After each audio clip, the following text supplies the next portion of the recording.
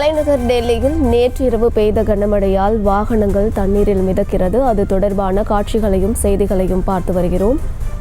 சாலைகளில் ஆறு போல் பெருக்கெடுத்த வெள்ளத்தால் மக்கள் கடும் அவதி அடைந்திருக்கிறார்கள்.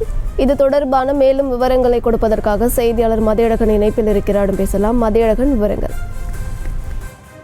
தலைநகர் டெல்லியில் கடுமையான வெயில் வாட்டி வரைத்து வந்த நிலையில் கடந்த 2 நாட்களாக கடுமையான மழை பெய்து வருகிறது. அதாவது மணிக்கு 20 முதல் 40 கிலோமீட்டர் வரையிலான காற்றுடன் கூடிய கனமழை பெய்து வருகிறது. இதன் காரணமாக தலைநகரினுடைய பல்வேறு பகுதிகளில் மழைநீர் தேங்கி இருப்பதுடன் வாகன போக்குவரத்திலும் இடையூறுகள் ஏற்பட்டு இருக்கின்றன. டெல்லி மற்றும் தேசிய தலைநகர் மண்டல பகுதிகள் என்று அழைக்கப்படக்கூடிய சுற்றுப்புற பகுதிகளிலும் இதே நிலைதான் நீடிக்கிறது.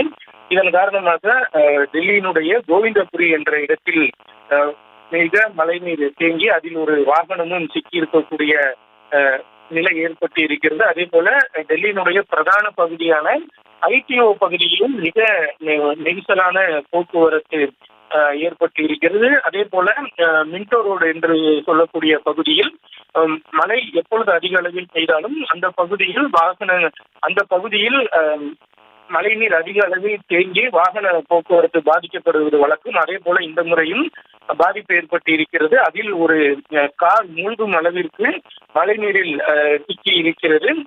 இதே போல பல்வேறு இடங்களிலும் இதே நிலைதான் நீடிப்பதாகவும் தெரிவிக்கப்பட்டு இருக்கிறது. இந்த மழையின் காரணமாக டெல்லியினுடைய வெப்பநிலை 35.4 டிகிரி என்ற அளவிற்கு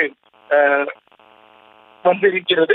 அதே போல மழையினுடைய அளவை பொறுத்த வரைக்கும் நேற்று காலை 8:30 மணியிலிருந்து மாலை 5:30 மணி நிலவரப்படி 5.2 மில்லிமீட்டர் மழை பெய்திருப்பதாகவும் தெரிவிக்கப்பட்டு இருக்கிறது. இன்றைய தினமும் இந்த மழையினுடைய அளவானது தொடரும் என்றும் தெரிவிக்கப்பட்டிருக்கிறது.